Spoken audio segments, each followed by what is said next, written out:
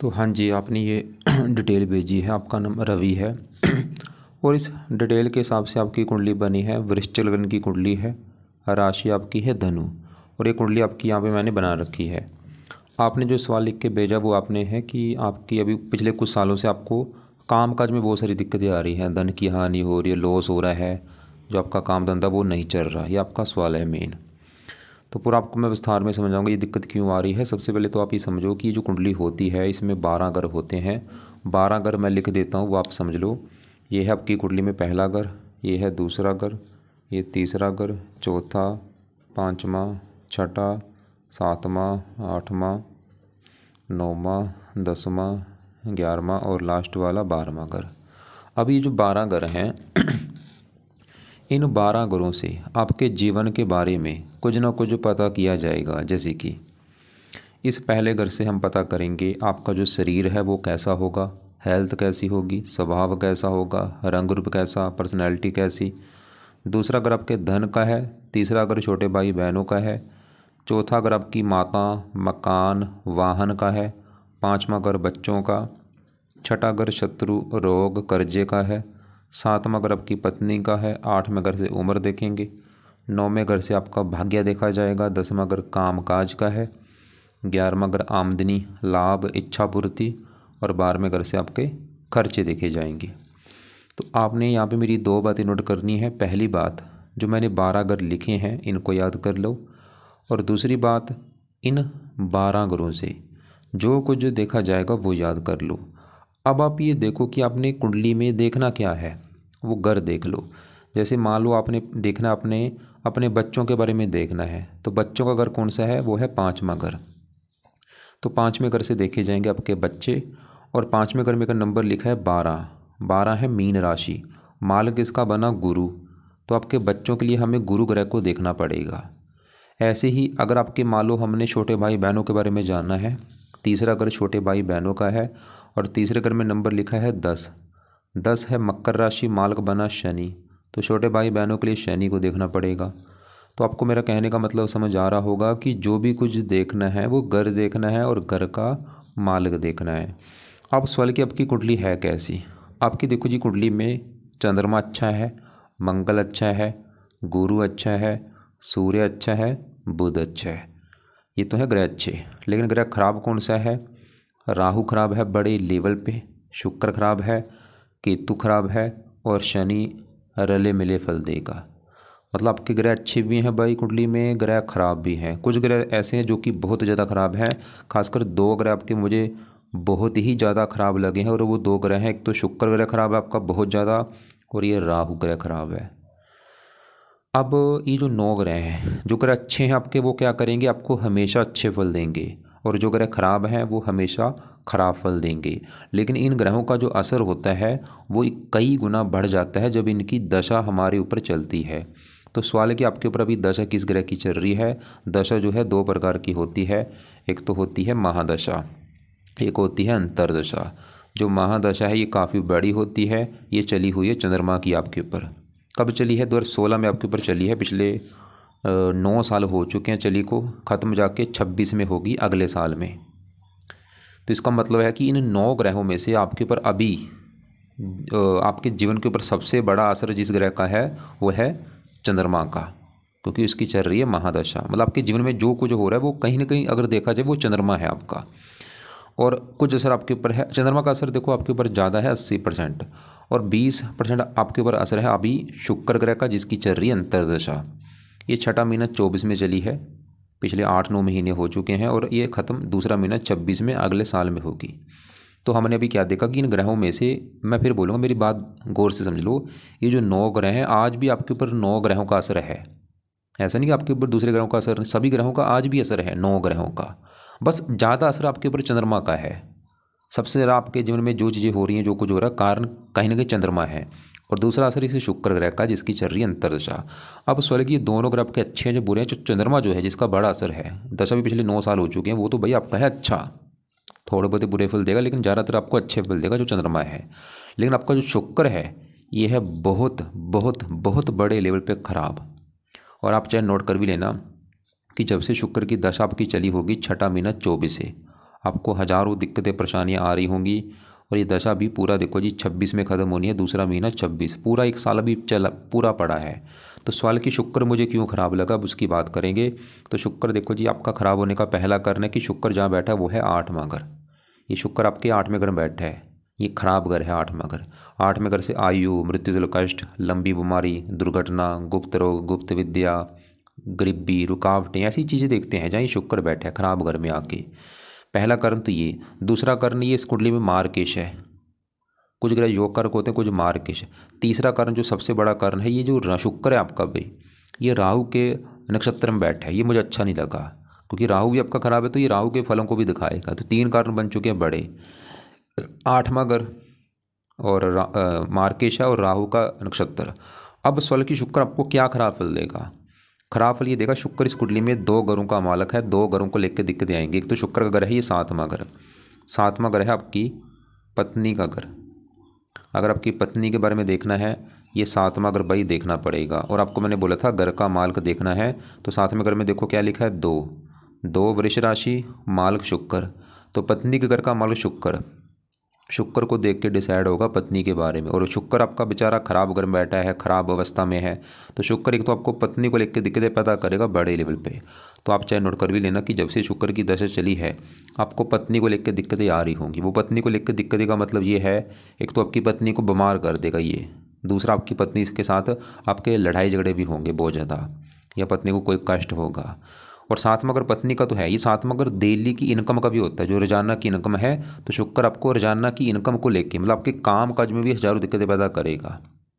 देखो जी डेली की इनकम जो है 7वें घर से, उस घर का माल शुक्र खराब है, तो डेली की इनकम को लेकर दिक्कतें आएंगी। 7वां घर पार्टनरशिप का है, अगर आप पार्टनरशिप में काम करेंगे वहाँ पर भी दिक्कतें आएंगी आपको। और शुक्र 8वें घर में बैठे हैं, 8वें घर में बैठ के शुक्र गुप्त अंगों से रिलेटेड कई बार गुप्त रोग भी देता है छोटा मोटा, जैसे कोई पेशाब में दिक्कत आना, वीर्य, लिंग, अंडकोश, बवासीर, प्रमेह, बवस, कुछ ना कुछ मतलब छोटा मोटा कोई गुप्त रोग भी हो सकता है आपको। और शुक्र इस कुंडली में इस 12वें घर का भी स्वामी, जहाँ पे 7 लिखा है, तुला राशि, माल शुक्र। 12वां घर खर्चे का, आपके खर्चे बढ़ाएगा बहुत ज़्यादा। इसके बारे में आपको मैं थोड़ा सा दिखा भी देता हूँ कि शास्त्रों में इसके बारे में क्या लिखा हुआ है, वो हम देख लेते हैं अभी। तो आपका देखो जी लगन कौन सा है, वृश्चिक लगन है, शुक्र बैठे 8वें घर में, ये आप नोट कर लो। अब आपका यहाँ पे देखो जी वृश्चिक लगन है और शुक्र कहाँ बैठे हैं, 8वें घर में। तो ये 8वें में शुक्र हो तो जातक की पत्नी बीमार रहती है, जिसके कारण जातक का सारा दिन रोगों पर भी व्याह हो जाता, खर्च हो जाता है। ऐसे जातक को कुटुंब का सुख और संयोग भी कम मित्र है। साथ ही जातक को पैतृक धन की प्राप्ति, या बाद में पढ़ लेना, स्वयं भी धन एकत्र नहीं कर पाता। एक बुक की और मदद ले लेता हूँ। यहाँ पे देखो जी, ये देखो वृश्चिक लगन में शुक्र की स्थिति अष्टम स्थान में, शुक्र मुख्य मार्केश है, इसलिए इसके शुभ लिख रखा है। देखो विवाह विलंब जो मतलब विवाह संबंधी दिक्कतें आती हैं, उम्र वैसे लंबी करती है लेकिन जहाँ पर जीवन आपका कष्ट में होगा। तो आपको मेरी बात समझ आ रही होगी कि आपकी, मैंने आपको पहले बोला आपकी कुंडली में 2 ग्रह ज़्यादा खराब है, राहु और शुक्र। अब शुक्र की दशा क्योंकि देखो पूरा 1 साल चलनी है, तो आपका ये समय अच्छा नहीं है। लेकिन अगर आप चाहते हैं कि शुक्र अच्छा हो, तो आप शुक्र के उपाय करो। तो शुक्र के उपाय क्या हैं, पहला उपाय है आप शुक्र के मंत्र एक बार पूरे कर लो संकल्प लेके। मंत्र है 16,000। ये संकल्प आप शुक्रवार को लेना।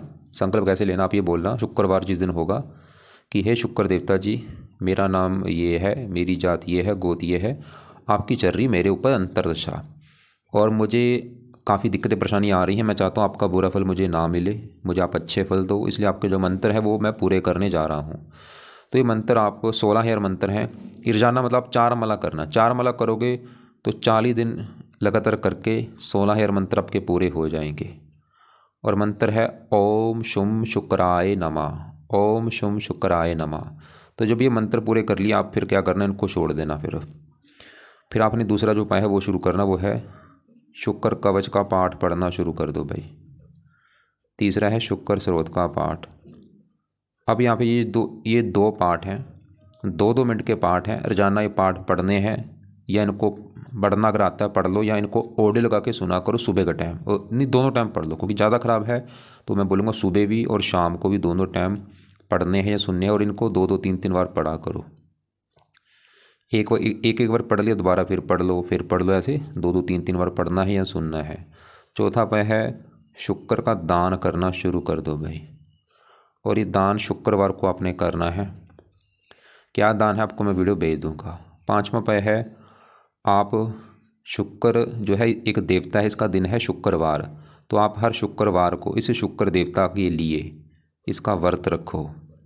इसकी व्रत की जो कथा है वह कथा सुन लेना, आरती किया करो। इसकी आरती तो मैं बोलूँगा रोजाना किया करो भाई। यूट्यूब पे सर्च करना शुक्र देवता की आरती, वहाँ पे निकल आएगी।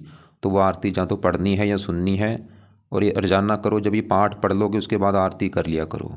व्रत शुक्रवार को रखो। अगर आपको व्रत नहीं रखना आता कोई बात नहीं, चाहे रहने देना। लेकिन अगर आपको लगता है कि मैं व्रत रख सकता हूँ तो मैं बोलूँगा रख लिया करो भाई, अच्छी बात है। व्रत में क्या करना है, दिन में जिस दिन मान लो शुक्रवार है, शुक्रवार आप सुबह प्रार्थना करना कि हे शुक्र देवता जी, आज दिन है शुक्रवार, आज आपका मैं व्रत रखूँगा। व्रत में आपने दिन में कुछ नहीं खाना, रात को ही भोजन करना है। रात के भोजन में नमक का सेवन नहीं करना, खटाई नहीं खानी, और व्रत कथा सुन लेना। और तो हाँ जी, हाँ जी भैया, अभी आपसे जैसे कॉल पे आपका कॉल आया था मेरे पे तो मैं शुक्र की बात कर रहा था कि शुक्र के मंत्र 16 ईयर करके छोड़ देना। शुक्र कवच स्रोत दोनों पाठ सुबह भी शाम को भी पढ़ा करो या सुना करो, 2-2 3-3 बार। दान करो शुक्रवार को।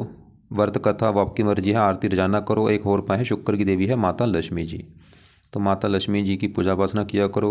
जैसे कि आपने बोला था आप माता लक्ष्मी जी के पाठ पढ़ते हैं, जैसे कि श्री सूक्त का पाठ पढ़ते हैं, कनकधरा स्रोत का पाठ पढ़ते हैं, बिल्कुल पढ़ सकते हो। वो धन के लिए पाठ है, धन लाइफ में आता है उससे। तो ये तो है शुक्र की बात। और चमकीले कपड़े, रंग बिरंगे कपड़े कम यूज़ किया करो, परफ्यूम कम लगाया करो। अब आगे बढ़ते हैं। अभी हमने क्या देखा कि आपकी छोटी दशा जो शुक्र की है वो आपका है बहुत ज़्यादा खराब। 3 कारण है, मार्केश है, 8वें घर में है, और राहु के नक्षत्र में बैठा, ये सबसे बड़ा कारण है। अब जो चंद्रमा की आपकी चल रही बड़ी महादशा, इसकी भी बात करते हैं, लेकिन इससे पहले आपके मैं राहु की भी बात कर ही लेता हूँ, जो कि आपका ये भी खराब है। और ये राहु आपके शुक्र से भी कई गुना खराब है। और राहु की बात करें क्यों खराब है, राहु जहाँ बैठा है छठा घर, एक घर अच्छा नहीं। छठे घर से देखा जाता है रोग, शत्रु, कर्जा, कोर्ट कचहरी, चोरी, ठगी, ऐसी चीज़ें देखते हैं। तो एक तो भाई राहु छठे घर में, और वहाँ पे जो 1 लिखा है ये है मंगल का घर, और राहु जो है मंगल को अपना मानता है दुश्मन। दुश्मन के घर में बैठा है तो राहु क्या करेगा, छठे घर को कर देगा खराब, छठा घर है। और एक और बात, ये जो ग्रह हैं ये अपना असर दशा में देते हैं। मतलब राहु आज भी बुरे फल दे रहा है, कल भी बुरे फल दे रहा था, हमेशा बुरे फल देगा। लेकिन जब इसकी कभी दशा आपके ऊपर चलेगी, वो अभी जो मैं बुरे फल इसके बोलूँगा वो बुरे फल आपको ज़्यादा मिलेंगे इसकी दशा में। अब इसकी दशा पहले देख लो आप, इसकी दशा है कब आपकी।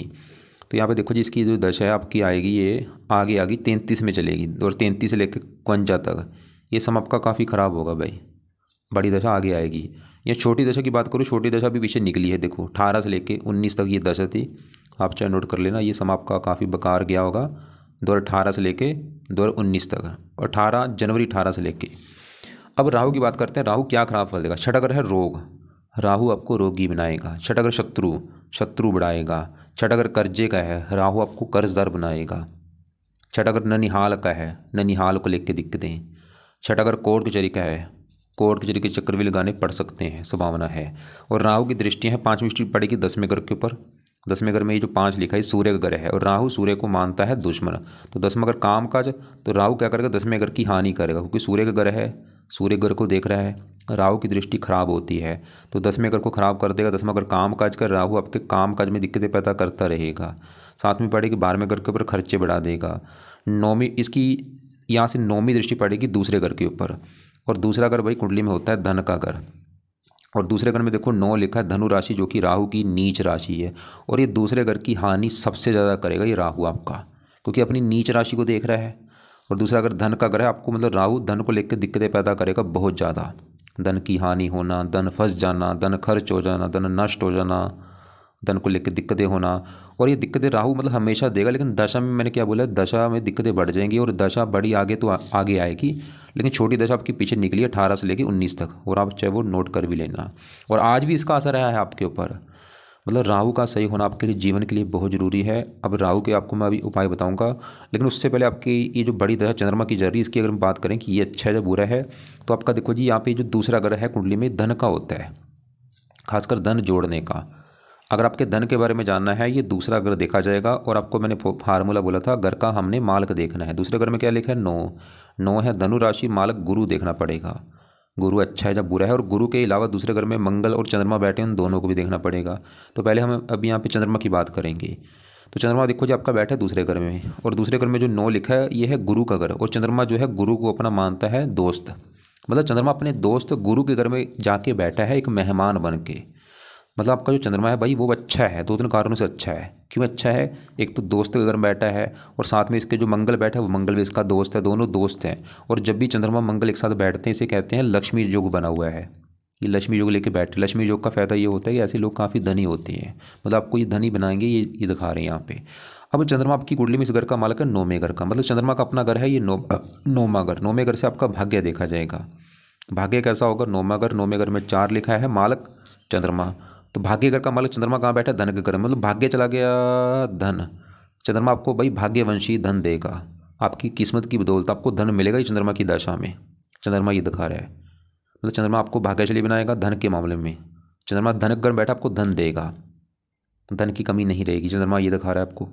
और दूसरा अगर परिवार का सुख अच्छा, और चंद्रमा माता कार का, माता से धन मिलेगा। मतलब चंद्रमा जो है ये जो चल रही दशा, चंद्रमा से ये दिखा रहा है कि आपको धन देगा, धन के घर बैठा है। लेकिन भाई यहाँ पे गड़बड़ हो चुकी हैं, 2 गड़बड़े हो रही हैं। मैंने अभी क्या बोला? चंद्रमा है तो अच्छा, लेकिन 2 गड़बड़े क्या हो रही हैं? पहली गड़बड़ ये है कि चंद्रमा के ऊपर पड़ रही है दृष्टि, राहु की दृष्टि, और ये राहु से पीड़ित है। चंद्रमा 5 डिग्री का है, राहु 4 डिग्री का। राहु इसको दृष्टि दे रहा है चंद्रमा को। राहु, चंद्रमा आपका पीड़ित हो गया राहु से, पहला कारण तो ये। दूसरा कारण, चंद्रमा जो है ये बैठा है, जैसे राहु, मैंने क्या, शुक्र किसके नक्षत्र में बैठा था? राहु के। ऐसे भाई शुक्र चंद्रमा जो है ये बैठा है केतु के नक्षत्र में बैठा है, और केतु बैठा है 12वें घर में, खर्च के घर में। मतलब चंद्रमा आपका थोड़ा सा, एक तो केतु के नक्षत्र में बैठ गया, ये गड़बड़ होगी। ऊपर से राहु किसके ऊपर पड़ रही है? दृष्टि। तो ये अच्छी बात नहीं है। तो यहाँ पे मतलब चंद्रमा के आप जितना हो सकता है पाठ पूजा पाए करो। आपने मुझे बोला था आपने इसका मोती रत्न धारण कर रखा है, पहले ये देख लेना मोती आपने कब से धारण कर रखा है। अब चंद्रमा के जो उपाय हैं, पहला जो उपाय है, आप चंद्रमा का मंत्र जाप किया करो। चाहे 1 माला कर लो, 2 कर लो, 3 कर लो, 4 कर लो, आपकी मर्जी है, करना है सुबह का टाइम। और तीसरा इसके जो देवता हैं शिव जी हैं। शिव जी की आप वैसे आपने बोला था आप कर ही रहे हैं, इसका मंत्र करते हैं शिव जी का, ओम नमः शिवाय, ठीक है। और चंद्रमा का तीसरा उपाय है चंद्र कवच का पाठ पढ़ लिया करो सुबह के टाइम। तो ये चंद्रमा के 3 उपाय हैं। चंद्रमा का मंत्र कर लो, कोशिश करो ज़्यादा माला करने की, और शिव जी का मंत्र जाप किया करो, ओम नमः शिवाय कर लो, और चंद्र कवच का पाठ भी अगर आपका टाइम लगता है पढ़ लो, या इसको सुन लिया करो सुबह के टाइम। बाकी शुक्र के दोनों पाठ सुबह भी पढ़ने हैं, शाम को भी, वो ज़्यादा पढ़ने क्योंकि वो ज़्यादा ख़राब है। अब यहाँ पे चंद्रमा की हमने बात कर ली, जो कि है तो अच्छा था, लेकिन मैंने बोला 2 कारणों से ख़राब है। एक तो उसको ख़राब कर रहा है राहु की दृष्टि और केतु का नक्षत्र। और राहु का सही होना भी भाई बहुत ही ज़्यादा ज़रूरी है, क्योंकि आपको देखो मैंने क्या बोला था, शुक्र क्यों ख़राब है? ये जो शुक्र है ये देखो इतना भी ख़राब ना होता अगर ये राहु के नक्षत्र में ना होता। इसको ख़राब कर रहा है, बड़ा कारण राहु है। मतलब राहु का सही होना बहुत ज़रूरी है। और चंद्रमा को पीड़ित कर रहा है राहु, तो राहु के भाई उपाय क्या करने हैं ताकि राहु शांत हो। राहु के पीछे 4 है, पावर है, इसकी पावर हमने करनी है 0। तो पहला राहु का पावर 0 करने के लिए राहु का दान करो। दान क्या करता है? पावर 0 कर देगा इसको, मतलब शांत कर देगा इसको। तो राहु का दान जितना हो सकता है, चाहे रोजाना करो या हफ्ते में 3-4 दिन किया करो, या शनिवार को जरूर करो। क्या दान है? आपको मैं राहु के दान की वीडियो भेज दूंगा, उसको देख लेना। दूसरा उपाय है राहु कवच का पाठ पढ़ लिया करो। और तीसरा इसके जो देवता हैं शिव जी की पूजा उपासना कर लो। इसका एक और पाठ है, तीसरा है एक स्रोत का पाठ भी है, लेकिन आपकी मर्जी, चाहे दोनों पाठ पढ़ लो, दोनों वैसे पढ़ लो ज़्यादा फायदा होगा। तो 4 उपाय लिख लो राहु के। राहु का दान करो, राहु कवच का पाठ पढ़ना है या सुनना है, राहु स्रोत का पाठ पढ़ना है या सुनना है, और शिव जी की पूजा उपासना। तो राहु कवच स्रोत के पाठ जो है वो रात के समय या शाम के समय आपने पढ़ने हैं या सुनने हैं भाई। अब आगे बढ़ते हैं। आपके देखो जी दूसरे घर में चंद्रमा के साथ मंगल बैठा है। अब मंगल की बात करते हैं। और आपके ऊपर जैसे चंद्रमा की दशा जो पिछले 9 साल से चली है, अभी 1 साल पूरा चलेगी। और इस चंद्रमा की दशा के बाद आपके ऊपर आने वाली है बड़ी दशा मंगल ग्रह की। तो सवाल ये भी है कि मंगल की जो दशा आएगी वो समय अच्छा है या बुरा है? तो आपका भाई मंगल भी बहुत अच्छा है। क्यों अच्छा है? क्योंकि जो दूसरा ग्रह है वहाँ पर ये गुरु का ग्रह है, और मंगल भी गुरु को अपना दोस्त मानता है भाई। और साथ में चंद्रमा के बैठा है, जैसे मैंने बोला था लक्ष्मी योग बना है, और मंगल इस पूरी कुंडली का मालक भी है, लग्नेश भी है। मतलब मंगल का अपना घर है, ये पहला घर जहाँ पे 8 लिखा है। वृश्चिक राशि, मालक मंगल, पहला घर शरीर, आपका शरीर उठ कर बैठा है धन के घर में। मतलब मंगल के आगे जो दशा आएगी वो समय अच्छा है। क्या समय अच्छा है? मंगल आपको धन देगा भाई।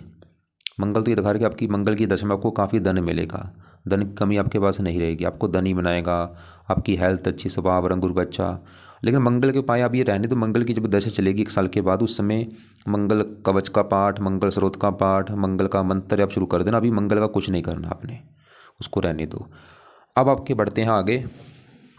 हम आपके यहाँ पे ये जो 7वें घर में, ये 7वां घर पत्नी का घर था, मैंने बोला था 7वें घर से आपकी पत्नी देखी जाएगी। और 7वें घर में 2 लिखा है, मालक शुक्र हमने देखा, जो कि हमें अच्छा नहीं लगा।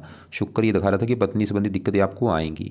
अब पत्नी घर में देखो बुध भी सूर्य भी आके बैठे, इन दोनों की भी बात करनी पड़ेगी। अब सूर्य की पहले बात करूँ, सूर्य इस घर का मालक है 10वें घर का। 10वां घर मैंने आपको बोला है आपके काम काज का घर है, जो आप नौकरी कारोबार करेंगे। 10वां घर, 10वें घर में 5 लिखा है, सिंह राशि, मालक सूर्य देखना पड़ेगा आपके काम काज के लिए, पिता के लिए। और सूर्य के अलावा 10वें घर के ऊपर दृष्टि किसकी थी? राहु की। राहु हम पहले देख चुके, राहु 10वें घर को कर रहा है खराब, क्योंकि सूर्य को अपना ये दुश्मन मानता है। और 10वें घर के ऊपर भाई शनि की दृष्टि भी है, शनि भी 10वें घर को खराब कर रहा है।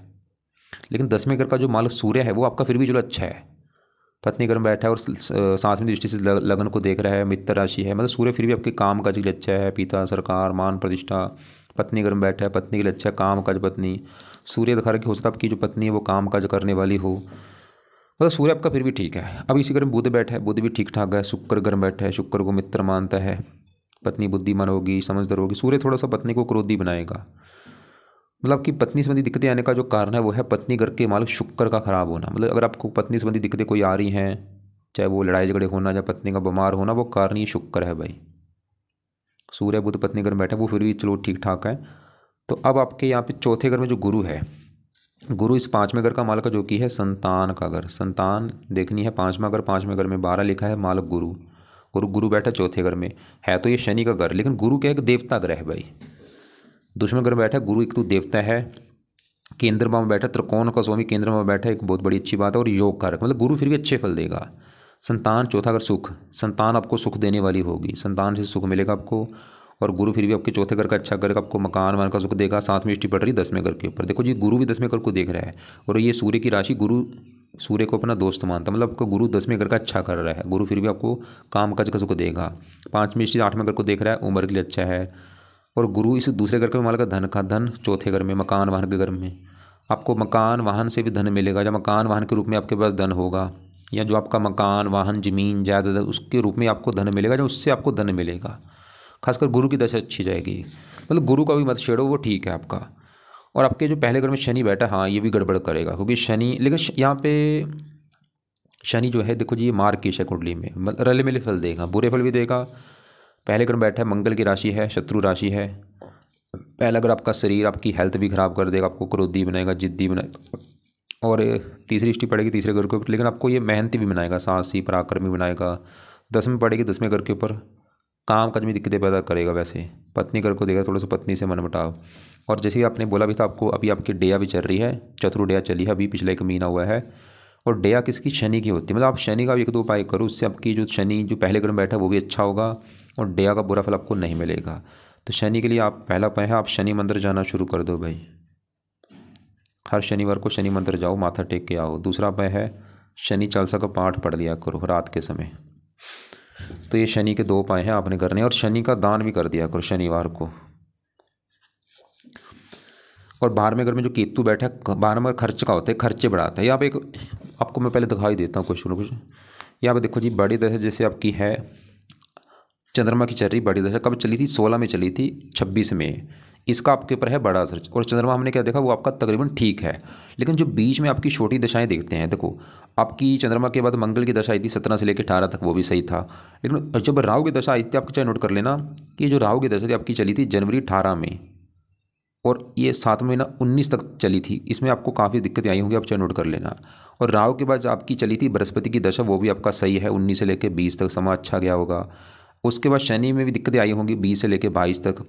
और शनि के बाद बुध भी चलो ठीक ठाक है। केतु की दशा में भी दिक्कतें आई होंगी 23 से लेकर 24 तक, क्योंकि खर्चे बड़े होंगे। और अभी शुक्र की दशा में ये तो भाई बहुत ही ज़्यादा ख़राब है। और आप चाहे नोट कर भी लेना कि जून 24 से लेके हज़ारों दिक्कतें, परेशानियाँ, खर्चे, काम काज में दिक्कतें। और मैं फिर बोलूँगा 7वां घर होता है पार्टनरशिप का घर। 7वें घर का हमारा शुक्र खराब है, शुक्र आपको पार्टनरशिप में दिक्कतें पैदा करेगा। पार्टनरशिप का काम मत करो भाई, लॉस होगा उसमें आपको बहुत ज़्यादा। तो कुल मिला के हमने क्या देखा कि आपके लिए जरूरी पाए हैं, सबसे ज़्यादा जरूरी पाए हैं शुक्र ग्रह के, क्योंकि ये ख़राब है बहुत ज़्यादा और इसी की चल रही है दशा, जो कि अभी 1 साल पूरा चलेगी। एक तो शुक्र के पाए जरूरी हैं, दूसरा इस राहु को सही करो, और इसके अलावा चंद्रमा की बड़ी महादशा है, उसका बल बढ़ाने के लिए उसका मंत्र आप करो।